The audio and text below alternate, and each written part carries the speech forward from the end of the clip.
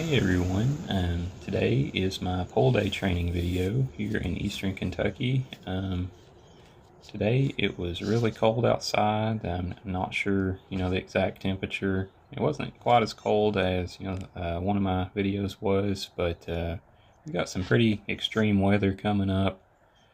We're supposed to have some ice storms and things. So we'll see how that impacts our outside calisthenics gym and how it impacts our training. I apologize, for the video being, so much later in the day today.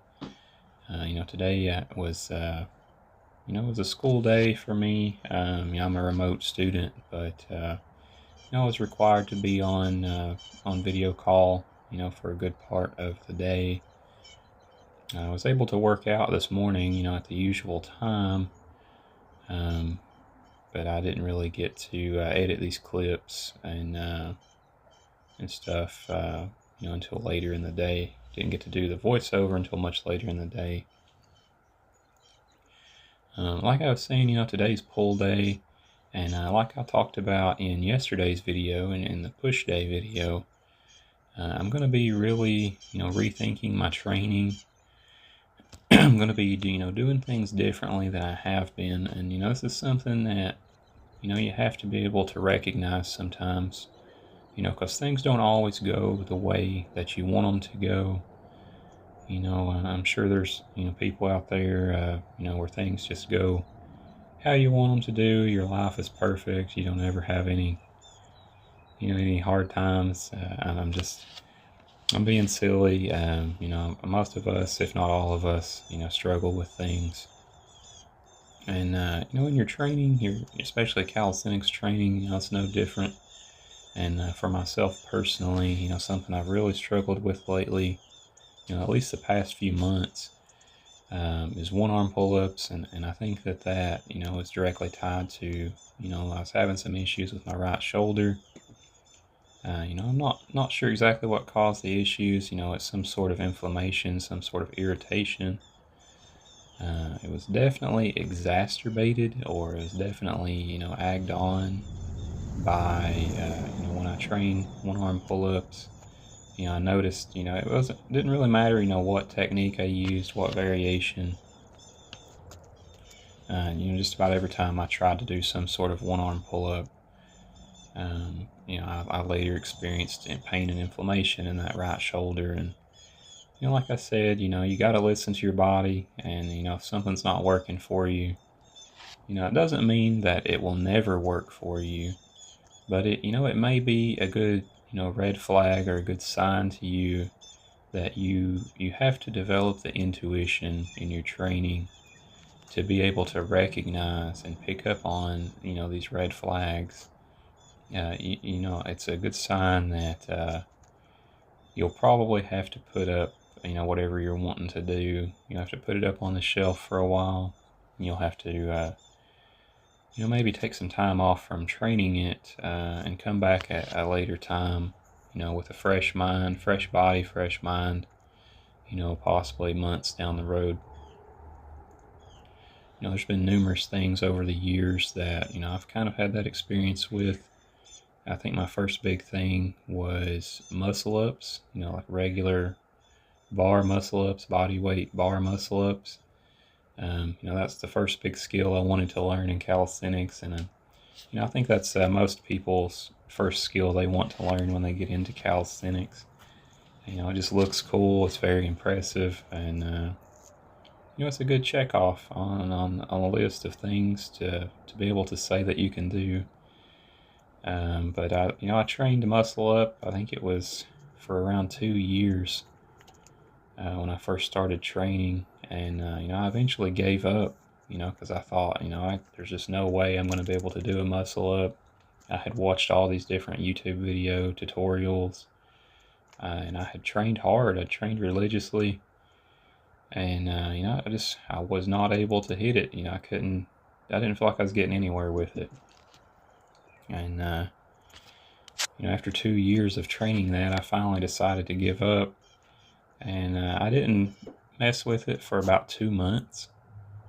And I'm not sure what happened that made me change my mind or change my thought process, but I decided after 2 months I was going to try training it again, and I picked it up in less than a month.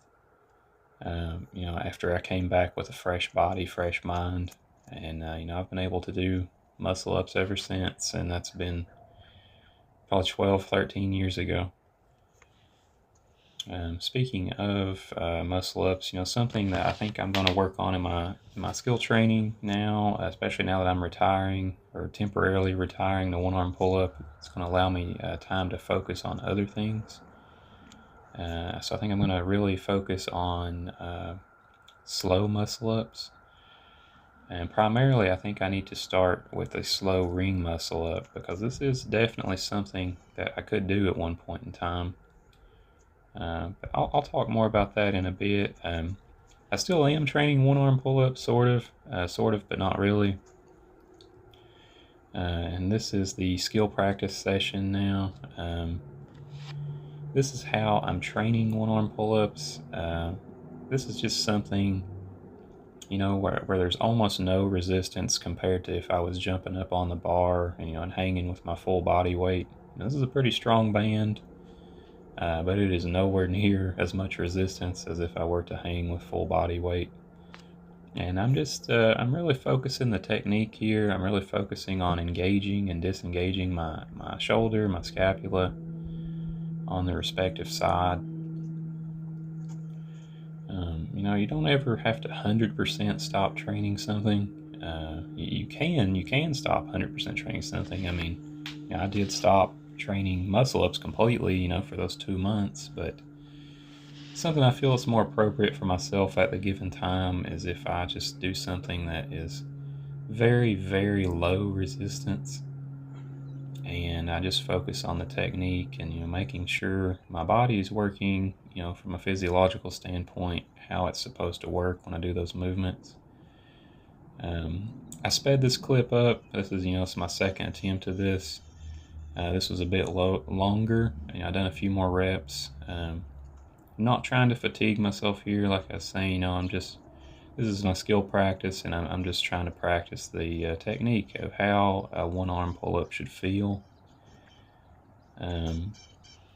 I'm thinking about how those attempts felt on the bar, and I'm trying to make it so that when I pull on the band, it feels very similar. And I think over time that will translate. It will carry into the full one arm pull up attempts. Later on down the road, when I feel confident in trying it again, I think it'll carry over to that pretty well.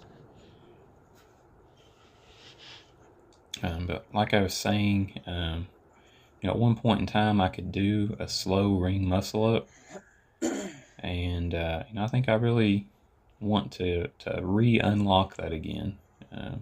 This of course is a bar muscle up attempt, like a slow bar muscle up, and that is much more difficult than the ring because the bar is an obstacle that you have to get around. So you have to jump up to the top and try a negative. And negatives are the best building block for any calisthenics skill or any calisthenics exercise that you can have.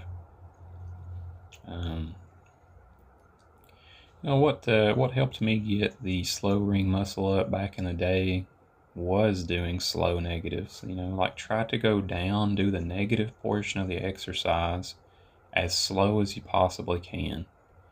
And that's what I'm dusting the cobwebs off of, and I'm pulling back out of the toolbox to try and rebuild this calisthenics skill that I'm not sure why I ever let it get away from me, but I really want to be able to do slow ring muscle ups again. So I'll definitely keep that in mind. Here's a new skill. This is iron cross. This is a very, very difficult skill. So anytime you see me trying this for probably quite a while, I'm going to be using lots of assistance, to make the movement easier. Just give that one attempt today, because it's not a primary goal. I really want to work on the slow muscle up and, just making sure my scapula is functioning correctly. But here is, a regular ring muscle up, which is a lot easier than slow because I'm using momentum to help carry myself through the skill. And here I'll touch on that slow negative again, just because I feel like that's such a great tool, great building block to have. And, the goal there is to go as slow as you possibly can, so that's something I'll really focus on in future attempts. But anyways, here is the strength training portion of today's workout. I'm doing some band resisted pull-ups. Not assisted, but resisted. I'm making the exercise more difficult because not only do I have to pull my body weight, but I have to pull the resistance of the band. And I think this is a pretty thick band. This is, I think, the second thickest one I have. I could definitely tell that it was making the exercise more challenging. But I'm really starting to love using these bands in place of the weight vest, as I've talked about a few times, just because they make it so hard, they make it so difficult for you to build momentum. The band fights the momentum, and like I was talking about there with those skills earlier, you can, fast muscle up, you can build momentum, if you go fast, and that can carry you through the rest of the rep, in parts of the movement where you're weaker.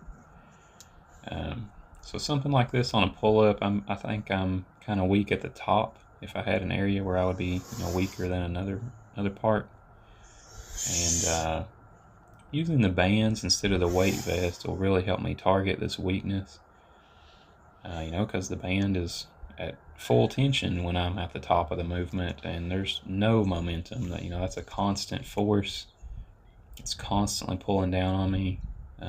Anyways, here's a new working set exercise I think I'm going to start implementing into my training.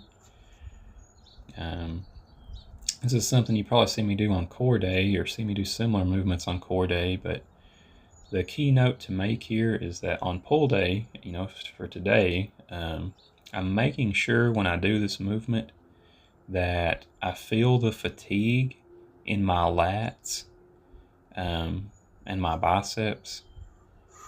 I do not want to feel the fatigue in my core, because that'll be more for core day. So I'm avoiding feeling the fatigue in my core by keeping the body lever. I'm keeping my legs closer to my center of gravity. That way it doesn't ask so much of my core, but it's still asking quite a bit out of my lats to hold myself up in that position. And I definitely feel like this is a great building block, and I feel like I definitely have, a long ways to go. I wasn't able to hit very many reps there of, body weight rows, but I was able to maintain that position for time under tension, and that's just what you got to do to increase your performance over time. But anyways, we're coming close to the end of today's workout. I'm just stretching out here. I really love hanging upside down at the end of a workout to stretch out. I feel like it decompresses your spine. It takes the weight off of your vertebrae, off of your spinal discs. Kind of allows you to decompress things. It just makes me feel like I haven't worn myself out so bad at the end of the workout when I stretch out like that. And here I'm just kind of shaking things out, loosening up a bit. Your body gets stiff, when you get the pump going, and you're not as limber, not quite as flexible as you'd like to be. So it's good to shake things out and, try to get the fluids moving around. I'm really excited to see how my training ventures here in the upcoming months, with how I'm planning to change things. The last big change I made was over the summer, with the introduction of the 2-set method, and now I'm going to take that step even further by focusing on taking things slower, focusing on technique and recognizing when I need to put something away for a while.